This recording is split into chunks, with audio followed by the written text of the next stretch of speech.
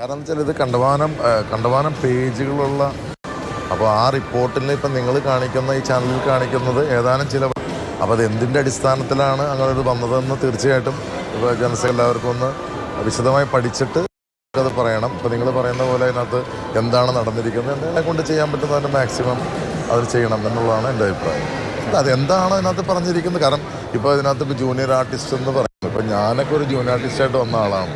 അപ്പോൾ എന്താണ് അതിനകത്ത് പറയണമെന്ന് അത് നമ്മളെ അല്ലേ, നമുക്ക് എത്രയോ നാൾ ഇതിനകത്ത് നമ്മൾ വർക്ക് ചെയ്തപ്പോൾ എന്താണ് അതിനകത്ത് പറഞ്ഞിരിക്കുന്നത് എന്ന് നമുക്ക് അതിനെല്ലാം പഠിച്ചിട്ട് അതിന് നമ്മൾ തീർച്ചയായിട്ടും പ്രതികരിക്കും. തീർച്ചയായിട്ടും ഇപ്പം എൻ്റെ വൈഫ് വാണി പണ്ട് ഇപ്പോൾ പൊള്ളാച്ചിയിലൊക്കെ ഷൂട്ട് നടക്കുമ്പോൾ ഇവർ ഡ്രസ്സ് മാറിക്കൊണ്ടിരുന്നത് ഒരു സാരി ഇങ്ങനെ എല്ലാവരും മറച്ചു വെച്ചിട്ടൊക്കെയാണ്.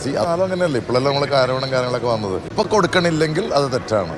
കാരണം ഇപ്പോൾ നമുക്ക് ഈ പറയുന്ന പോലെ ഈ മൊബൈൽ കാലഘട്ടം വന്നപ്പോൾ ആർക്ക് വേണമെങ്കിലും അത് ഷൂട്ട് ചെയ്യാം, ആർക്ക് വേണമെങ്കിലും കാണിക്കാം. അങ്ങനെ ഇൻസെക്യൂരിറ്റി വന്നല്ലോ. തീർച്ചയായിട്ടും വേണ്ട കാര്യങ്ങൾ ചെയ്യുന്നതാണ്.